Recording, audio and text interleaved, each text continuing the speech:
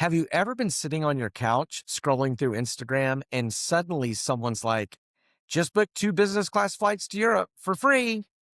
And maybe you scrolled a little farther down and someone else said, just got back from my all inclusive to Cancun for free. And you're sitting there thinking, I'm out of potato chips. And I think I'm only earning 1% back on my electric bill. If that's you, you're in the right spot because today we're breaking down 5 cards that can take you from what am I even doing to, oh, that's how people travel like that. Let's get into it.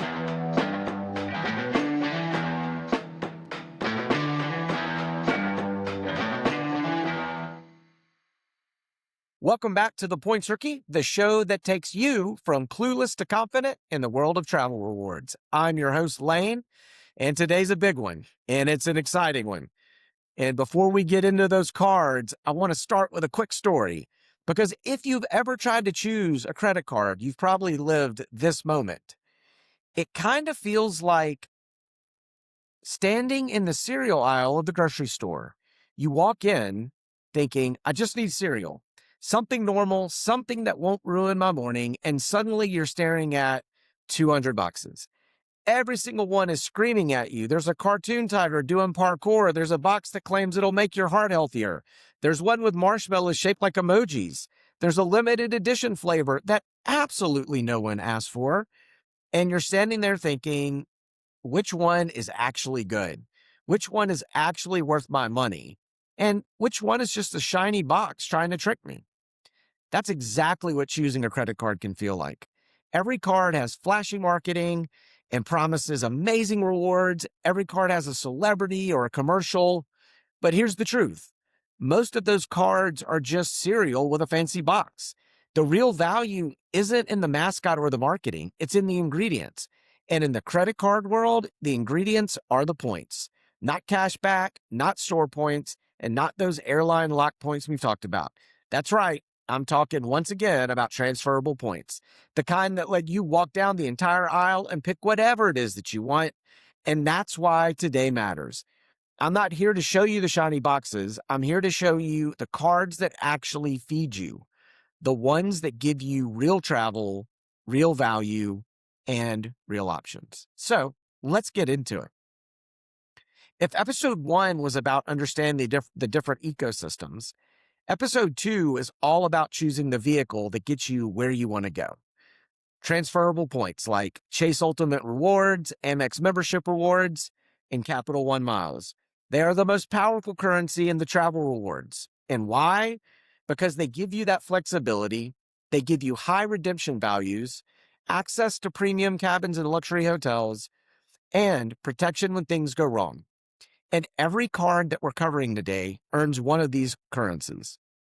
Rookie mistakes when choosing your first card happen to all of us. And so before we dive into the specifics of the card, I just want to talk about a few of those mistakes so you can avoid making those on this first card choice. Rookie mistake number 1, choosing a card because the marketing looks exciting, the shiny ads, the celebrity endorsements.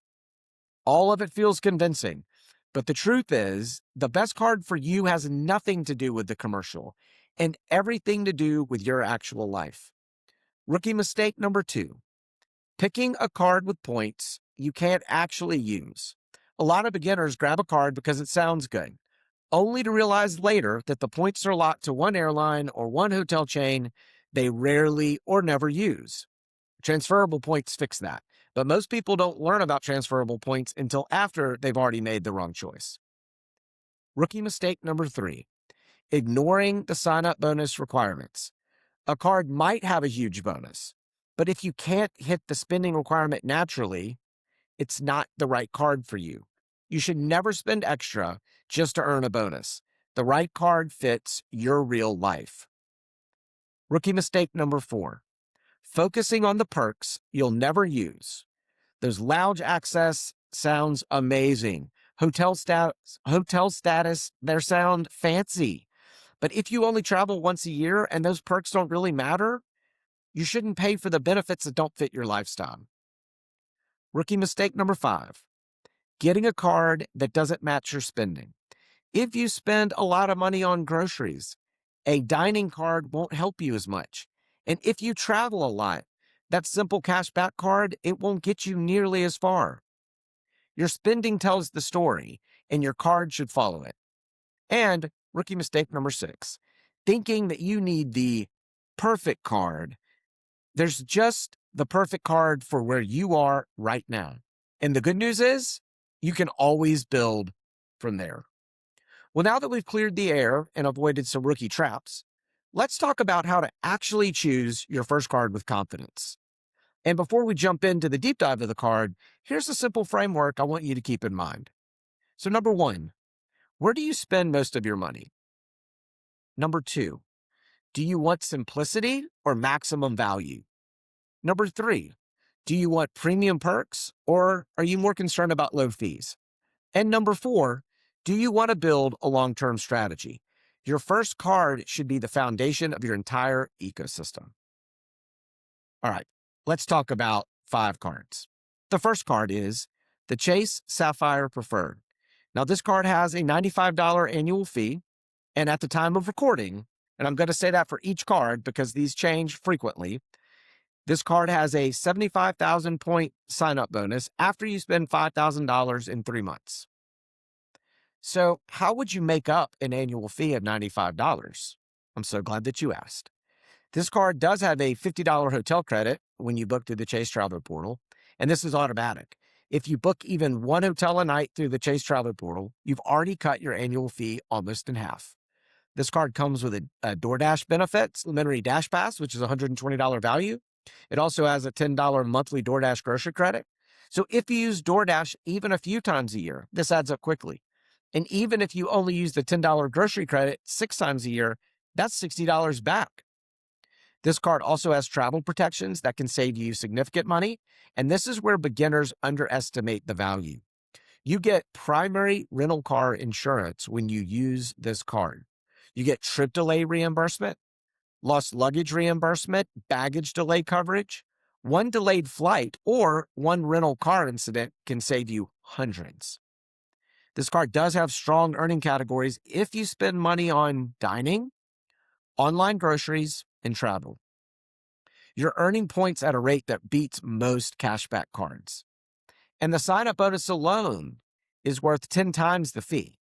75,000 points can easily be worth $1,000 to $1,500 depending on how you redeem them for travel.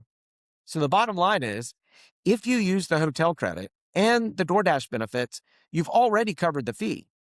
Everything else, the protections, the points, the bonus, that's just pure upside. So card number 2 is the American Express Gold Card. This card has an annual fee of $325, and at the time of recording, a sign-up bonus of 100,000 points after you spend $6,000 in 6 months. So how can you easily make up that fee of $325? Well, this card has a $120 dining credit. That's $10 a month at places like Grubhub or Cheesecake Factory, a few others. And if you use this every month, that's $120 back. You also get $120 of Uber Cash, $10 a month for Uber rides or Uber Eats. So most people use Uber at least a few times a year. So this one's pretty easy value if you actually use Uber. This card is great on dining and groceries. You earn 4 times points on both dining and groceries, and this is really where the card shines. So think about that. If you spend $500 a month on groceries and $200 a month on dining, you're earning 2,800 points a month. That's 33,600 points a year just from food. That's worth $500 to $600 in travel. Sign-up bonus, that covers the fee several times over. 100,000 points equals somewhere around $2,000 in travel value. So bottom line with this card, if you eat food, this card pays for itself. The credits alone cover most of the fee, and the points make it a net positive. All right, friends, quick mid-episode break, proudly brought to you by absolutely no one. That's right, this show is currently powered by caffeine, enthusiasm, and the hope that one day a sponsor will appear like a surprise American Express offer. Brands, if you're listening, this is your moment. Step into the light. I'm ready. And for everyone else, if you're enjoying the show, hit subscribe or share it with a friend. All right, back to it. The third card we're going to talk through is the Capital One Venture Rewards card. This card does have a $95 annual fee, and at the time of recording, 75,000 miles after you spend $4,000 in 3 months. You can easily make up this annual fee because this card gets 2 times points on everything. This is the simplest earning structure in the travel rewards game.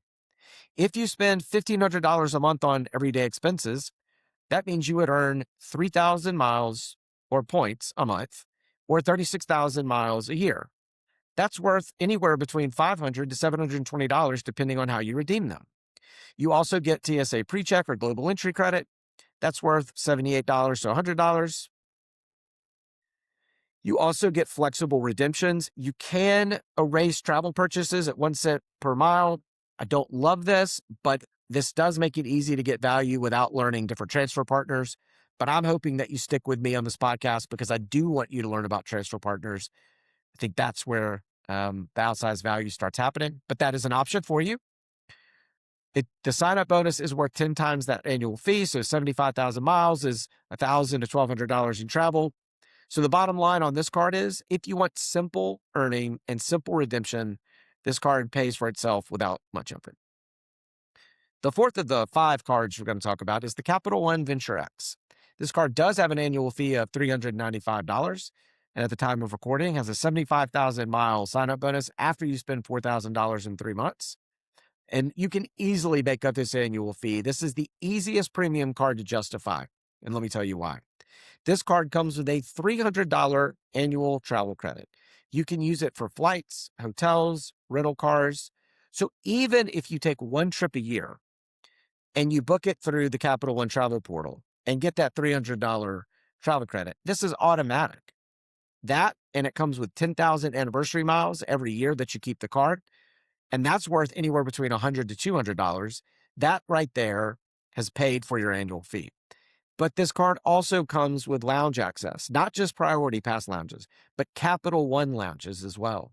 2 lounge visits a year could easily be worth $70 to $100. Pretty strong value. And when you book through the portal using this card, you would get 10 times hotels and rental cars. You get 5 times on flights that you purchase, and then 2 times on everything else. So if you book travel even occasionally, this can really add up fast.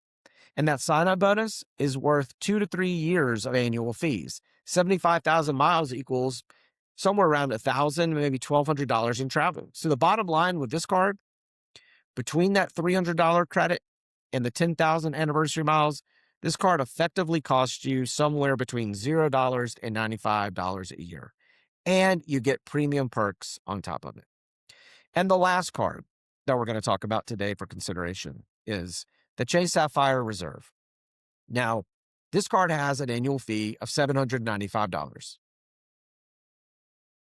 Just making sure that you've had a chance to absorb that and recover. And at the time of this recording, this card has a 125,000 point sign-up bonus after you spend $6,000 in 3 months. And you're probably saying, how in the world are we going to pay for $795 annual fee? Well, once again, I am so glad that you asked, because this card does look expensive, but the math is surprisingly beginner friendly. This card comes with a $300 annual travel credit. You don't have to book through the portal. This is the easiest credit in the industry, and it applies to flights, hotels, rental cars, parking, tolls, ride shares. And if you travel at all, you'll use this. So that's $300 that takes off that $795. This card comes with a $500 Edit Collection hotel credit that can be used 2 times a year at $250 each. And this is a special picked hotel collection in the Chase travel portal. Really nice hotels. So this is a very nice perk. This card also comes with a $300 dining credit, which is spread out monthly. And if you eat some food, you'll use it. You get up to $150 statement credits from January through June, and again from July through December. And that's a maximum of $300 annually when you dine at restaurants that are part of the Sapphire exclusive tables program on Open Table. Now, I will say, I have eaten at one of these right outside of Atlanta, and it was amazing. But you do want to make sure that the Sapphire exclusive tables program does have restaurants close to where you live, or maybe some place that you visit to make sure that you'll take advantage of this. This card also comes with lounge access. So the Priority Pass lounges, but you get the Chase Sapphire lounges, which are absolutely gorgeous. And again, 2 lounge visits could easily be $60 to $100. You get elite status perks, IHG Platinum, just for having this card. And that can save you money on upgrades and breakfast and late checkout. And that sign-up bonus right now is enormous. That 125,000 points, that equals anywhere between $1,500 and $2,500 in travel. So the bottom line with this is, if you use that travel credit, plus the dining credit, and even part of the edit credit, this fee is more than covered. So which card should you get first? It's a lot of information. Here's the simplest breakdown. The best card for beginners, Chase Sapphire Preferred. The best for foodies, Amex Gold. Best for simplicity, Capital One Venture. And the best premium value would be the Venture X. And then the best premium travel card with perks would be that Chase Sapphire Reserve. And if you're still unsure, that's okay. I would strongly recommend the Chase Sapphire Preferred. It's the most forgiving, flexible, and beginner-friendly card in the game. So that's 5 cards, 5 different personalities, 5 different ways to travel better. And before we wrap up, I do want to leave you with something fun, though, because I know choosing your first card can feel a little overwhelming. And I just rattled off a lot of information. I also am very well aware that there's so many different cards out there besides these 5. But I also want you to feel excited about what's actually possible once you earn that first bonus. So let's zoom out for a second and just remind you what 75,000 points can actually do from one of these beginner cards. And this is really where the fun begins. For 75,000 points, you can get a round-trip flight to Europe in economy. Most programs price Europe around 30 to 40,000 points. So about 75 can cover a full round-trip ticket to places like Paris, London, and Rome. And this is one of the most common first big wins that beginners would experience. You can get 3 to 5 nights at a Hyatt hotel. Hyatt is the best value in the hotel world, and 75,000 points could easily get you 3 nights at a mid-range Hyatt Regency or Hyatt Place in major cities. You could get 2 round-trip domestic flights. Most domestic flights cost 10,000 to 25,000 points round trip. So 75,000 could easily cover 2 round-trip tickets for a couple. And one-way business class to Europe. Yep, these are those lie flat seats that I've been talking about, for that first-time moment. With a right transfer partner, 75,000 can easily book Air France business class one-way and Virgin Atlantic business class one-way. Those are anywhere between $2,000 and $4,000 seats, all for points. So the big picture here is, and what I want you to really be excited about is 75,000 points is enough for a full vacation. A real one. Flights or hotels or even a business class experience, all from one sign-up bonus. And that's why transferable points matter. And this is why choosing the right first card matters. And this is why beginners can get incredible value without spending more money. Now, I do want to be fully transparent. I personally have all 5 of these cards. And not because you need all 5, but they've just really played into my strategy of earning points. And in the show notes, you'll see referral links for each of these cards that we talked about today. If you decide that one of these cards is right for you and you use my link, it genuinely does help support the show, and it helps me in the work that I'm doing here. But listen, if these cards are not the right fit for you, that's totally cool. No pressure. Send me what you're thinking about and what your goals are and what your spending looks like, and I'll give you honest, no pressure feedback. My whole goal is to help you build a strong foundation so you can travel better without spending more money. All right, that's our deep dive for today, and I appreciate you hanging with me. And if you learned something today, as always, do me a big favor and leave a quick review. And in that review this time, tell me which card you're leaning towards after you've listened to this and what pushed you in that direction. Or if you're still stuck, tell me what part of choosing a card still feels confusing so I can help you and help other rookies just like you. Your reviews are what shape future episodes and help more people go from clueless to confident in the world of travel rewards. Hey guys, thanks again. I'm Lane. We'll see you again soon. Take care. Bye-bye.